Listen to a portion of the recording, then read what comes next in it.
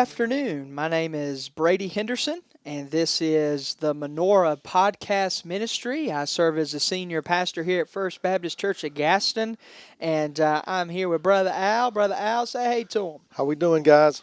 So we're here today for the third episode of our Menorah podcast ministry. Today is Thursday, February the 15th. The purpose of Menorah podcast is to be a light of Christ to all who listen by sharing the light, speaking the light, and sending the light. Our theme verse is Psalms 119, 105, and that's what we based our entire ministry here of this podcast on. Last week, Alan, we did a a pastor profile on R.G. Lee. And Alan, I think you'd agree with me. It was really interesting to hear everybody's comments that listened last week about what they thought about R.G. Lee. Mm-hmm. Yeah, you never know different people's experiences. I think you and I had talked about this. I had actually photographed Edgefield Baptist Church. And we were talking about that, and that's when you told me about R.G. Lee having preached there, and so that's kind of a quick tie-in. Yeah, absolutely. And, like I said last week, we'll do a pastor profile each month, sometime during the month. We've already done February's. So for today's podcast, the third episode, we're calling this a Titus overview. So for those that might not be members of our church or attend our church, just want to let you know, since January the 14th of this year, I've been leading our church on Sunday mornings through a Sunday morning sermon series called Committed to the Bride. And here at First Baptist, we preach verse by verse and book by book. And so we've been going through the book of Titus. And our word of the year this year is committed. And I felt like, Alan, as the pastor, we can always be more committed as a church. I believe every committee can be more committed. Every person, every servant of Christ can commit more to Him. That's part of sanctification, right? That's part of becoming more like Christ, is giving more to Him and surrendering and being committed. Well, I agree with that. I think there's always room for improvement in our lives, but in particular, commitment. That I think that's such a huge thing. You think about all the roles within our church that we need assistance with, we need help with, and that's typically due to a lack of commitment. Yeah. Because we have usually on any given Sunday we have upwards of 200 people in our sanctuary. Yeah. And so we know, we have the people. Yeah. It's just a matter of, and there's things, everybody has things in their lives. Yeah. And it's hard to juggle a lot of those a lot of times because, we feel like everybody is wanting something different at the same time. Yep. They have a different need. And I think it's important to take the consumer mentality out of the church. We're here to serve, not to be served. Right. Yeah. That's very true. I've had this conversation. I think you and I have had this conversation before about how a church is to serve the community. Yeah. We think that we expect the community to come to us and do all that. And that's not necessarily the way it is, nor necessarily the way it should be. Well, the Great Commission says go. Right? Exactly. Matthew 28 says go. And so, so far this year, we've talked about, so far, we've only had 5 sermons on Titus. We only have 2 more to go, but we want to take a few minutes today to kind of overview this series, and we will touch a little bit on the last 2 sermons of this series. But, Alan, and for those that listen, I plan my preaching, and I have a preaching plan, and so, I knew where we were headed when we started this series, but I didn't know that God was going to use it so much to convict. I mean, there's 7 different areas in Titus that I think the Apostle Paul shows Titus that the church needs to be committed. And to give some context on Titus, the Apostle Paul wrote the letter anywhere between 64 and 66, about 65 really, A.D., to Titus, who was on the island of Crete. And Alan, the scriptures don't tell us, but we we have a good hunch that Paul was there before. Acts doesn't allude to it, but we believe Paul was there and had helped found some churches, and he left one of his preacher boys, so to speak, Right. on the island of Crete. And he left Titus there. And the beginning of the book literally says that Titus's job was to set elders, which are pastors, at the head of those churches. Now, let's think about this for a second. I believe you served on some pastor search committees in the past. No, never served on one. I didn't know that. No, Well, you've seen a lot of pastors come and go. I have. Seen a lot of pastors come and go. And think about how hard it is to select pastors. And imagine if you were Titus and you get a letter from Paul. And the island of Crete was a vacation resort for people in the ancient world. And the width of the island was 104 or is 140 miles. So you've got 140 miles of different churches spread across, and your job is to be the one-person search committee for a multitude of churches. What do you think about that? I mean, how overwhelming is that? Well, I'm thinking, wow, that's a full-time job. But, what an opportunity to be in a resort area. Yeah.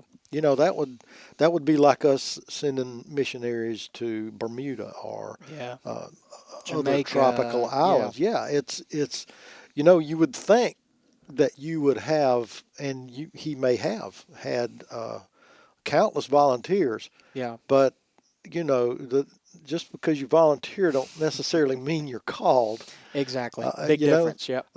So it's I think it's was an overwhelming duty, and I think it's interesting to point out that this letter of Paul's was a lot like his letter to Philemon, where Yes. this was to a person and not a group of people. That's right. So many of his letters that are in the New Testament were to groups of people, Church. the Yeah. churches. The church. Yeah.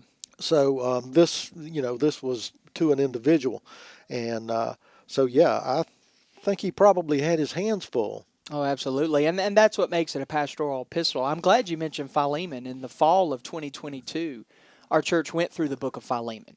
And that was a great experience, and I really enjoyed that. So let me just give you the 7 sermon titles, and then, Alan, I'm going to ask you a few questions about the series. And I know you've heard 5 of the sermons so far. We still have 2 more to go, but just want to give a little overview. This is a little bit more of a deeper dive than what you get on Sunday mornings. This is an opportunity to talk a little bit more about it. And for those that are listening, we would love to hear what you have to say about the Committed to the Bride series. If you have one of our numbers, you can text us. If not, call the church. We'd love to hear what you have to say. But we started off on January the 14th by talking about being committed to serving. And that was Paul's opening greeting to Titus. So we talked about in Titus 1, verses 1 through 4, being committed to serving in the local church. And then the second sermon, Brother Al, we talked about being committed to the proper qualifications of an elder, of a pastor, in Titus 1, 5 through 9. And when we had that sermon, it came at a great time. It was the week before we ordained our associate pastor, who I'm sure you guys will hear on this podcast from time to time. But that was the week before we ordained him. And that was just great for the church to see what a pastor what his qualifications have to be in order to qualify to serve a church. There are biblical qualifications that God gives us through Paul. And then the third sermon was the local church needs to be committed to confrontation. And in Titus 1, 10 through 16, Paul literally talks about being confronted to false teachers and what that means. And so, and how we should confront them and how we identify them. And so the fourth sermon in this series was on February the 4th, kind of a controversial one. Being committed to biblical gender roles in the church. The only reason it's controversial is because the culture tells us how genders are supposed to act, instead of us being the mature Christians that we should be, going to the Bible for the Bible to define how we should act in our gender roles. And so we talked about that. And then the fifth sermon in this series was being committed to the gospel. Every letter that Paul writes in the New Testament, somewhere in it, has a clear gospel presentation. And in Titus, that's it. And as the church, we've gotten so far away from the gospel, a lot of the time we're more worried about gimmicks than we are the gospel. But gimmicks and games don't get people saved. The gospel of Jesus does, right? And so gospel, the Greek word is euangelion, which literally means good news.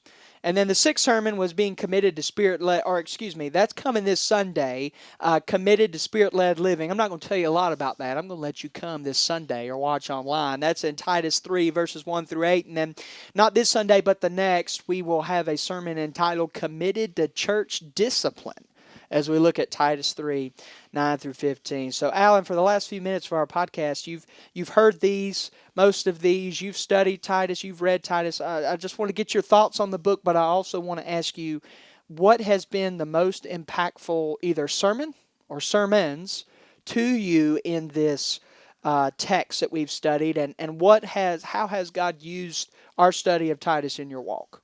Well, I think personally, for me, the sermon on the commitment. You know, that's kind of how we started here.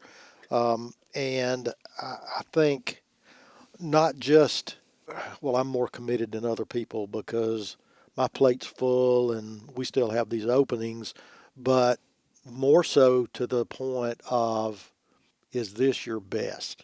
Yeah, yeah. You know, and there was a lot of soul searching for me that week because, you know, I can look back and I'm like, you know, if some of this stuff was my best,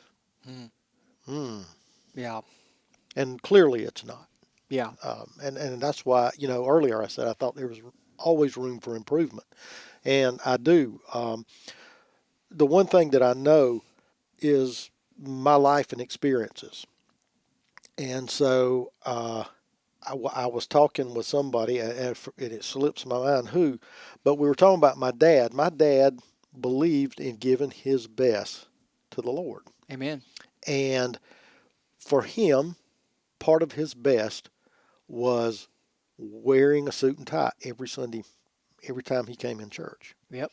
Now, as he got older, it was more difficult for him to button those tiny buttons Yeah. and get a tie tied. And you know, if you are in your middle ages and you're watching your parents age, I encourage you to practice shaving somebody else and practice tying ties around somebody else's neck. Might come in handy. It might come in handy, yeah. But you know, that was a very simple thing in his life. Yeah.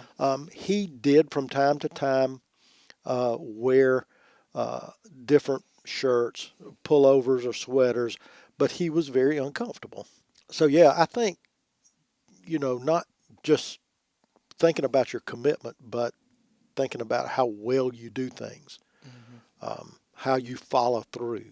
Yeah. Yeah, that was probably most impactful for me. Well, that's good. And I think we can all learn from that. And I think, you know, you mentioned your dad. I mean, I think that's something we can all learn from different generations. I don't think there's a generation that's ever perfect. You know, I know most people at our church don't wear a suit and tie, but I think what it looks like for this generation is bring the best of your mind to church, right? You know, clear your mind of everything but Christ. You know, you got something going on in your life, maybe on the way to church, maybe you got in an argument with your spouse, maybe your dog. I've had this happen many times, Al.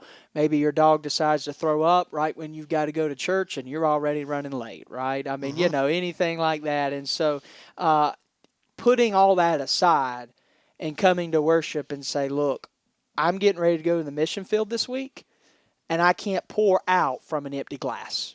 I've got to be full and I've got to be committed. Yeah, a lot of that is just distraction. You know, Yep. it distracts us, and other things. You know, what's going to happen when you leave here? Maybe you have a business trip coming up that you need to pack for. Just a number of things that can kind of really get in your way. Yep, and that's hard. And I think It that's is. hard for all of us in this society that we live in. So we're going to go ahead and wrap up today, guys, for the third episode of the Menorah Podcast Ministry. Again, the purpose of this podcast is to be a light of Christ to all who listen by sharing the light, speaking the light, sending the light. This is a podcast ministry of First Baptist Church of Gaston. Just want to thank you for tuning in. We are going to wrap up. Well, not really wrap up. We're going to continue because February is a little bit longer because of the leap year. But we're going to talk a little bit next episode about sermon preparation. What goes into preparing a sermon Alan, most people think preachers only work 2 days a week, and we need to talk a little bit about what it means to prepare a sermon and how that comes together. So we're going to talk about that next week, and we hope to see you then on the Menorah Podcast Ministry. To all our listeners, we want to share the light, speak the light, send the light. Have a good week.